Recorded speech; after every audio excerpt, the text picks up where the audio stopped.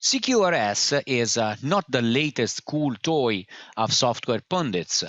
It's a pattern for implementing applications, and it is probably appropriate for just any type of software applications out there, no matter what you may still read about it being suited only for high concurrency, super fast, super scalable applications. Fact is, there is not just one way of doing CQRS, and you probably want to see it in the simplest form first. Essentially, there is a CQRS for the common application and a CQRS for event-based, more sophisticated applications. In the next demo, I will focus on CQRS for the common application. At its core, CQRS for the common application means grouping query operations in one layer and commands in another layer. The demo will be a to-do list application articulated around 4 distinct projects. In addition to the ASP.NET MVC website project, there will be a command stack class library to deal with the business logic, a query stack class library which will be one-to-one with the view model, and a common persistence layer based on entity framework. It will be just plain C# code and ASP.NET MVC infrastructure, no fancy frameworks and no fancy technologies. To-do-01 is the sample solution that illustrates the foundation of a possible transition from a crude create, read, update, delete mindset to CQRS, where a neat separation exists between the portion of the system that alters the current state and the portion that just reports the existing state. In the solution, we find 4 projects, as you can see.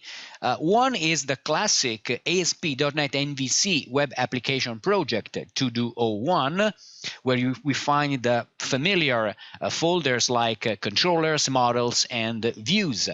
Remaining projects are 2 class libraries for the command and the query stack, and 1 class library to package up any code to access the physical database behind the demo, access that is performed through the services of Entity Framework. Let's just build, as a first thing, the application to make sense of its user interface and just see what happens.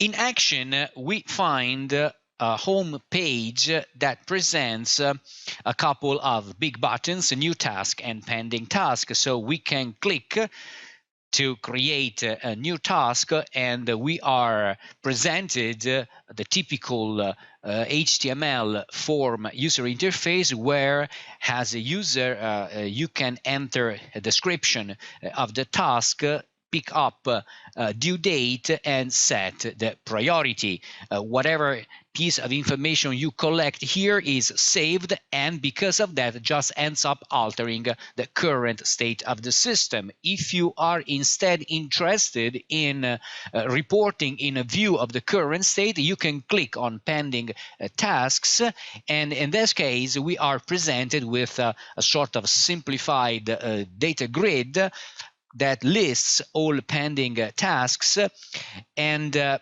from this view we are still enabled to pick up from a drop-down button bar an action to take, so the connections between views and commands are still up to the use case of the application. But the fundamental thing to notice here is that even though we are in a view, from the view we can still push commands towards the back end of the system. Back to Visual Studio, before we look into some details of the command and query stack implementation, let's briefly explore for a moment the persistence layer. In the infrastructure projects here, we find the persistence subfolder under which we have a model folder which contains the classes used by entity framework to map database tables. The repositories folder contains facade classes to access the content in the database. It is interesting to notice that we have two files in this infrastructure project with similar names. One is to-do database and the other one is read to-do database. The former is the canonical proxy class used to connect entity framework to the underlying database. As you can see, the class inherits from DB context and provides the common programming interface as a developer you expect from a similar class. The other one instead, read to do database, apparently at first sight is exactly the same, well, with just one notable exception. As you can see, it doesn't expose collections of data through the common DB set of T interface, but through iQueryable of T. What does it mean? It means that whenever you use this proxy class, read to do database, to go down to the actual content of data, you will be able to read everything as usual, but just because of the iQueryable interface, you won't find anywhere as a developer a save changes method to call to persist in-memory changes. In other words, by using read to do database, you get a read-only programming interface to only query the content of the database. Needless to say, to do database is being used in the command stack and read to do database is being used in the query stack.